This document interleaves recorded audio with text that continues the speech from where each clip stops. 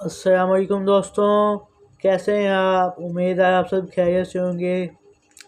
آج کا میرا موضوع ہے تیسری صلیبی جنگ اور عقہ پر عیسائی قبضہ۔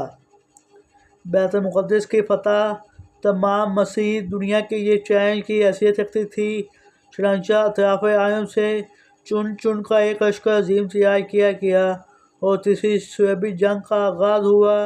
شاہ جرمنی، انگلستان اور فرانس کی متحدہ افواج نے ساحل شام پر حملہ کر کے عقہ کے شہر کا محاصرہ کر لیا۔ سلطان صلاح الدین ایوبی نے بڑی مردانگی سے ان کی جرگار کو روکا۔ سلطان نے عباسی خلیفہ اور دیگر مسلمان حکمرانوں سے مدد کی درخواست کی، لیکن کسی نے بھی اس نازک وقت میں اس کا ساتھ نہ دیا۔ تاہم سلطان تنہا ہی میدان میں کود پڑا اور صلیبی لشکر کا محاصرہ کر لیا۔ صلیبی پلٹ کر سلطان پر حملہ آور ہوئے، لیکن 10,000 لاشیں چھوڑ کر پسپا ہوئے۔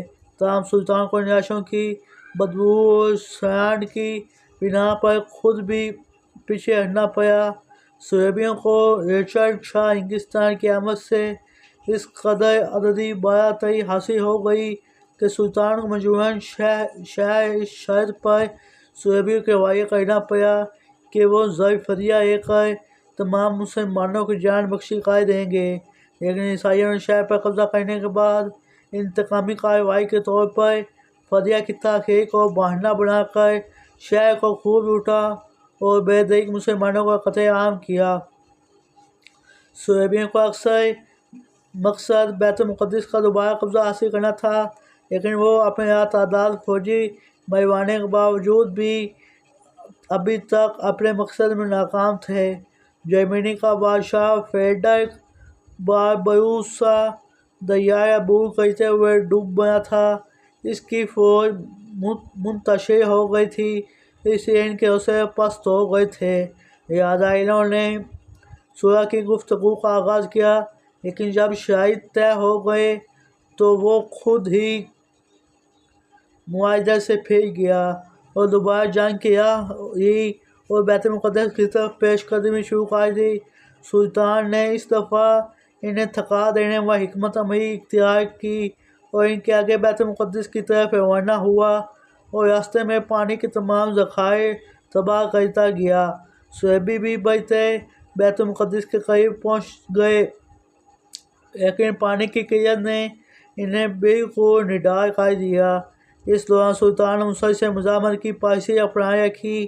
شاہ انگلستان رچرڈ شیردل کے ساتھ ارسوف کے معرکے سے پہلے سلطان نے 11 دفعہ صلیبیوں کا مقابلہ کیا اور یافا کا شہر بھی فتح کر لیا۔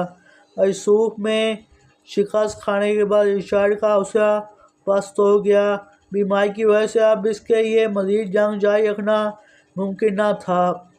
اس نے صلح کی درخواست کی، چنانچہ اس کے نتیجے کے طور پر بیت المقدس مسلمانوں کے قبضے میں رہا، لیکن عقہ پر عیسائی قابض رہے۔